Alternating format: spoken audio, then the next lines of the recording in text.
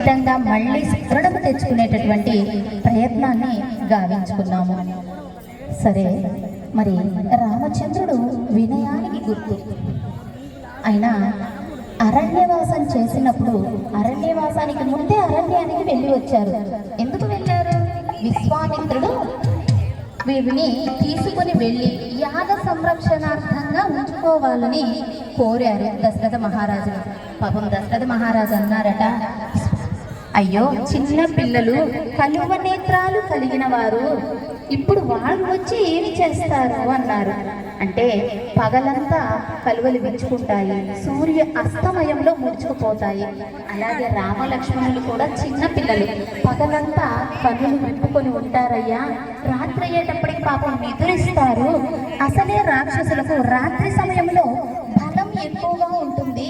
అటువంటి వారిని ఏమి రక్షణ చేస్తారు ఈ చిన్న పిల్లలు అన్నారు దశరథ మహారాజు. అయ్యో, అంతకంటే మించినటువంటి లోక కళ్యాణార్థంగానే మహర్షి వచ్చి మన పిల్లల్ని అడుగుతున్నారయ్యా, పంపించండి అని చెప్పారు. అలా వాల్మీకి మహర్షి, వశిష్ఠ మహర్షి, విశ్వామిత్రుడు, ఇలా ఎన్ని కథలు, ఎన్నిసార్లు రామాయణం విన్నా ఎన్నో తెలియని విషయాలు, ఎంతో లోతైన అర్థం, ఎన్నో తెలుసుకోవలసినవి, ఎన్నోసార్లు పారాయణ చెయ్యవలసినవి అలా అనుగ్రహించారు శ్రీమద్ రామాయణాన్ని. అలాగే లక్ష్మణ స్వామి రామచంద్రుని వదిలి ఉండలేడు, ఎప్పుడు రామచంద్రుడు వెంటే. అయితే వాల్మీకి మహర్షి ఏం చెప్పారు? లక్ష్మణు లక్ష్మీ సంపన్న అన్నారు. అదేమిటండి, లక్ష్మణుడు రాజ్యాన్ని వదిలి, భార్యను వదిలి, రాజ సుఖాలను వదిలి అడవులకు అన్నగారితోటి వేడి చేసి ఆయనకు సేవ చేస్తుంటే లక్ష్మీ సంపన్నుడు అంటారు. అంటే బాహ్యంగా ఉండేటటువంటి రాజసుఖాలు, రాజ సంపదలు కాదు సంపద అంటే పరమాత్మకు సేవ చేసేటటువంటి నిజమైన సంపద కలిగి ఉన్నారు కనుక లక్ష్మణు లక్ష్మీ సంపన్న అన్నారు వాల్మీకి మహర్షి. అలా ఆయన సేవ చేసుకున్నారు.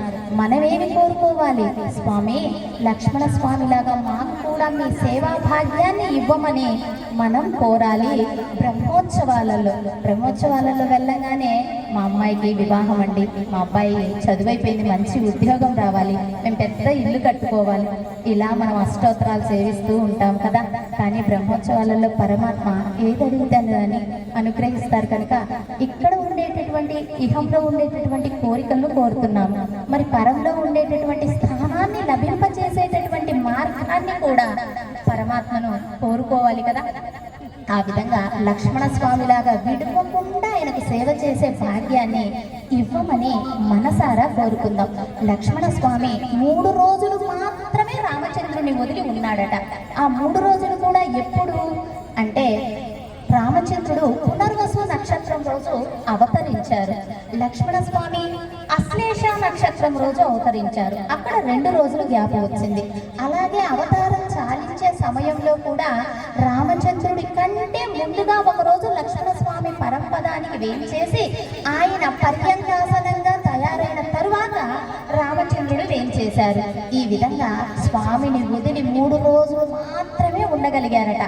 ఆయనకు ఎంత ఆయుష్ ప్రమాణం, మనకు ఎంత ఆయుష్ ప్రమాణం, మనము ఏ విధంగా ఉండాలి? ఎప్పుడో చేసుకోవచ్చు, ఎప్పుడో నామం పలకవచ్చు, ఎప్పుడో కీర్తన చేయవచ్చు అంటే చేయగలుగుతామా? ఈ యొక్క శరీరం సహకరించినప్పుడే, మనస్సు కుదురుగా ఉన్నప్పుడే, శరీరం అనారోగ్యాల పాలు కాకముందే, అవయవ పటుత్వం తగ్గకముందే, చేతికి కర్ర రాకమునిపే, పిల్లలు అందరూ చీచి అని కొట్టక మునిపే పరమాత్మ నామాన్ని తలవాలి.